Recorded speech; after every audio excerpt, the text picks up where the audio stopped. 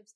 Now, I had few listeners, reaching out to me, and some of them are like doing their own startups, and they're very interested to know, when you are building a brand or you're building your own startup, sales being one of the most important part of it. So for such entrepreneurs, young leaders over here, are you able to give us like top 3 or 5 simple steps, actionable steps that they can actually start with? Work out why you want to start that side. Now, is it for extra money? And if so, how much extra money do you want? Is it because you really believe in the product and you want to get more of that product for yourself, or, promote that product because you're so passionate? Is it because you've seen a gap in the market and you just really feel drawn and driven to bring this to the market? So know why you're actually getting started, okay?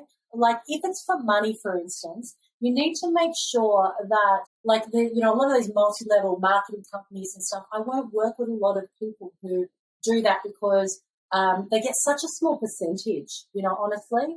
You need to make sure it's a viable opportunity for you, that you are going to get paid for the amount of hours that you put in. So generally speaking, I think it's better to find your own opportunity, like become an importer of a product or build a service where you can see a gap in the market.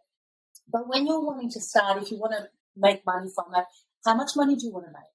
How many hours a week can you put into it? How many hours a week are you willing to put into it? And do your research. Speak to a couple of people who are currently in that business and say, look, is this viable? If I really work smart here and I put in 6 hours a week, could I make an extra 50 grand or whatever it is you want to make? Then if you've got limited time, okay, if you've got another job and this is your side hustle, you want to spend the most hours doing the highest impact, highest value actions. And those actions are going to be your sales and your marketing. How can you market? How can you sell? How can you have more conversations? How can you make more offers? Those are the things that are going to really start getting you traction.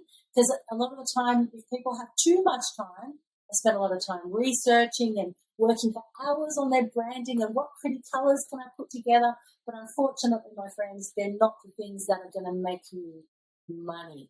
The best thing is to make sure you've got a market for that thing that you want to bring.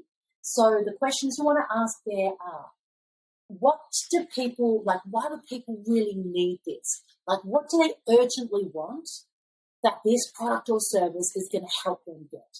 Like, do they want a better relationship, better looking skin? Do they want a better partner? Do they want more money? Do they want more customers, more clients, more money? Like they're kind of generally like more weight loss. They're all kind of things that are urgent wants. That there are always big gaps in the market. You can usually, if you find something great to bring to the market, there's usually a great business in those areas. Then you need to ask yourself, what are people currently struggling with right now that you can help them overcome with this product or service? So are they struggling to get a relationship? Are they struggling to get a promotion? Are they struggling with energy, with sleep, with physical, emotional, mental pain? What are they struggling with? Make sure that your product or service answers some of these needs. Then you're going to create the sales messaging that speaks directly to those points, because you want people to read that sales messaging and think, oh my gosh, this is exactly what I need. And then, as I said, spend your time, doing marketing and selling and making those sales. And you can do as much as someone working full-time in a job if you spend your time working on those high-value action points.